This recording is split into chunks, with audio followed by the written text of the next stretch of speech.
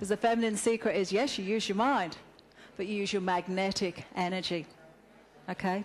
Because what we must remember, particularly as women, is the church was hell-bent and determined on destroying feminine power. You agree? Why they were, well, that's a whole other workshop.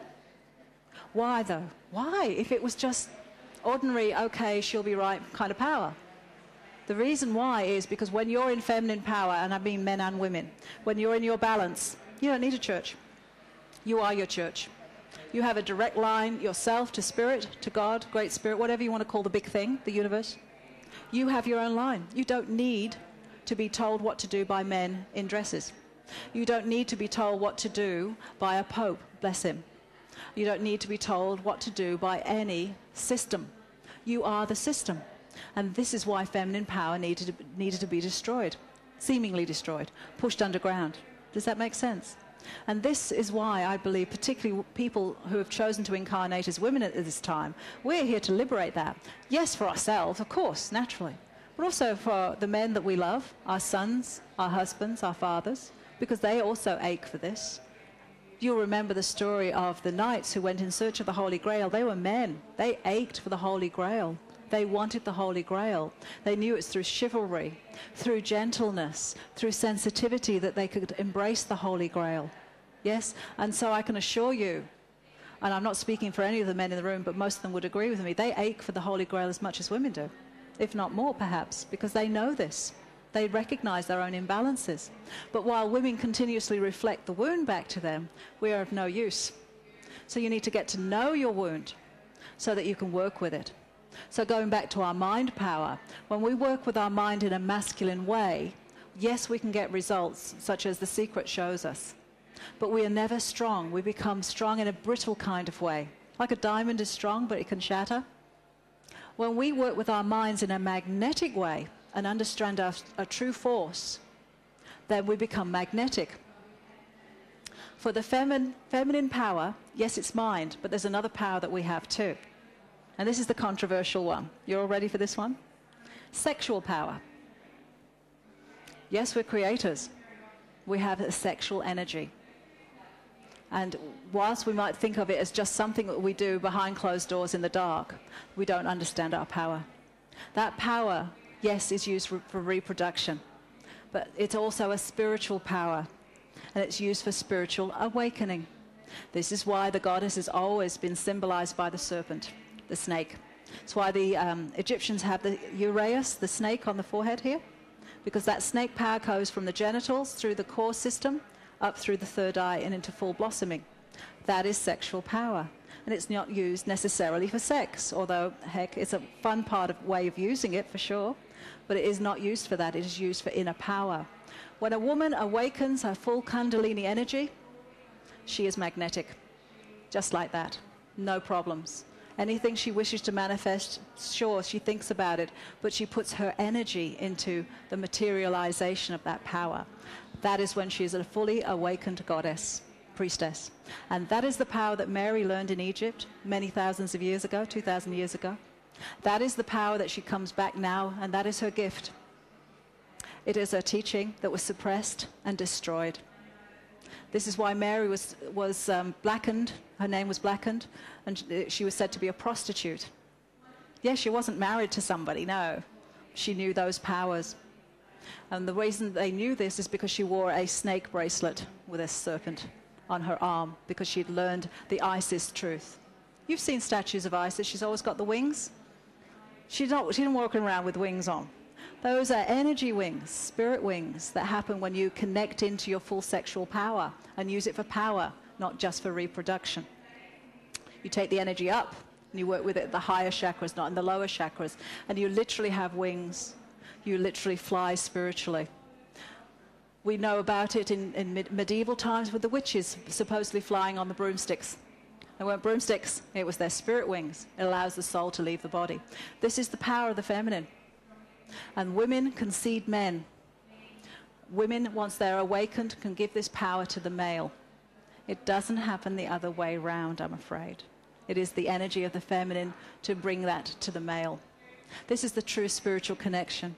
This is a true teaching that we hear in Tantra and so forth that have been hidden.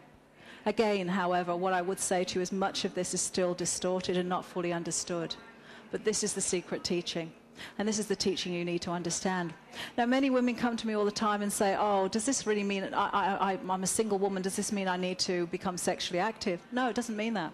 It's not about your body. It's about the energies within the body that is spiritual, but that is a sexual energy. It means that you take the same energy that you might have used in a relationship or to have babies, but you use it in a different way. That is what the church was afraid of. That's what the church is still afraid of. Yeah, that is why there are so many rules around celibacy. There's so many rules about sexuality when it comes to the church, such as sexuality is a no-no. Apparently, you know, and all of the indiscretions, let's say, that we find priests getting up to. All of those energies are so involved and so interwoven amongst the church. This is not a criticism. I want to say to you now, I think particularly the Catholic Church has some beautiful ceremonies, and I love those ceremonies. It's very beautiful. And their veneration of the Virgin Mary is beautiful. But you've got to understand that they have taken all of that energy out of it, which is why, of course, the Virgin Mary became a virgin, even though she actually wasn't. The Virgin Mary also trained in Egypt. She learned the same things that Mary Magdalene learned. This is why she became the mother of Jesus. A virgin simply was just a misuse of a word, just simply meant that she was not married. Okay, there was no word for it in English, so they had to use virgin. She was never, as we consider a virgin today, a virgin. Quite the opposite. She learned these powers in Egypt also. And this is what I was told. And so therefore, that's the understanding that we have to have a recognition of, is that feminine power is sexual, but it's not promiscuous, and it's not earth-based sexual. What has happened, particularly in the last 2,000 years, but the last several thousand years, is that women have been taught that their sexuality is merely for reproduction purposes only. Most of us as women know that we're not very fertile. Even the most fertile woman is not fertile compared to animals. Why? Because that energy is also meant to be used for higher purposes, to be worked with the higher chakras and the higher energies. And that's ultimately the great secret. I've given it to you very easily, very straightforward. The great secret of Mary is that she's here to reawaken women into true femininity, into true power, into true understanding of what that power is. I do several workshops on, particularly with women, full-day workshops on awakening those powers within. Because for women, it is not something that you can do just through a meditation. That is masculine energy. Feminine energy is full body energy. So one of the things we work with is chanting, toning. I work with Tibetan singing bowls, and some of you have worked with those. They open up the chakras and help us align and connect, okay? I also work with my drum and some of the chants. Some of you may have seen me on the stage before doing some of the chanting and the goddess chants. This is the gathering that we need to do as women.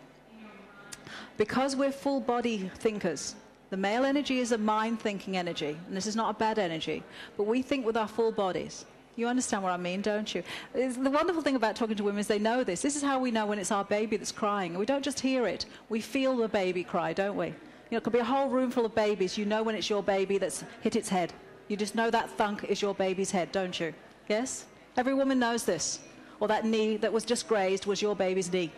Or when it wasn't, oh, that wasn't mine. I just know the sound of his knees. Yes? This is because we're full body thinkers. And we've been taught by this world to just think in our minds. And so we've cut off the rest of our bodies, which is why we have a high prevalence of cancers, particularly breast cancer, but uterus cancer, because we've cut this energy off. So what my workshops are all about is starting to think with your full body. And we do this through feeling, through tone, through meditation, through saying the Om. You can hear somebody's doing an Om there. Working with the Om energy to bring that into fruition and balance. Does that make sense?